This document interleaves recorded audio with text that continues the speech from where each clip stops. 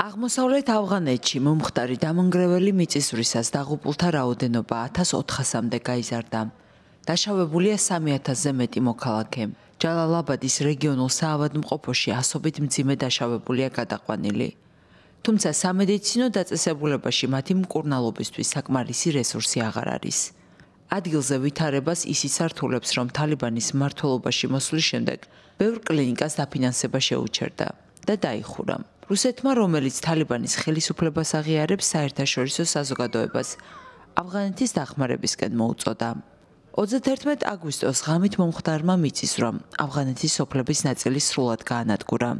ათასობით ადამიანი კი შენობების ნანგრევებში მოყვა. მათ ნაწილს სამაშველო სამსახურები ამ დრომდე ეძებენ. მე დავკარგე ოჯახის 5 წევრი, მშობლები, 2 შვილი და ძმისშვილი. ჩემი ოჯახის კიდევ 10 წევრის, მათ შორის ჩემი შვილების, მეუღლის, რძლისა და სხვების ჯანმრთელობის მდგომარეობა ამ დრომდე მძიმეა. გაეროს ჰუმანიტარულმა ოფისმა გადაუდებელი დახმარების ფონდიდან ავღანეთისთვის 5 მილიონი დოლარი გამოყო. გაერო უკვე აგზავნის 25-მდე შეფასებით ჯგუფს. ადგილზე იგზავნება ჰუმანიტარული დახმარება და პირველადი საჭიროების საშუალებები. ჰუმანიტარული დახმარების ჯგუფები ამბობენ, რომ ახლა ავღანელებისთვის ყველაზე მნიშვნელოვანია დროებითი თავშესაფრები, სამედიცინო ცენტრები, სასმელი წყალი და საკვები. ძალიან დავზარალდი. მე ფეხი მაქვს მოტეხილი, ჩემი 2 შვილი მძიმე დაშავდა.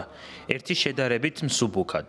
მეუღლე უვნებლად გადარჩა, თუმცა დავკარგეთ მთელი ჩვენი ცხოვრება და საარსებო წყარო. ყველაფერი განადგურდა.